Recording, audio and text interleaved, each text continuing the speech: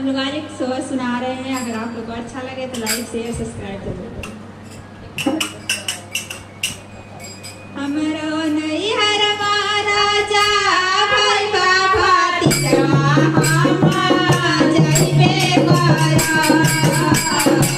हमरो नैहर राजा भाई बाबा तिजवा हम जइबे करा।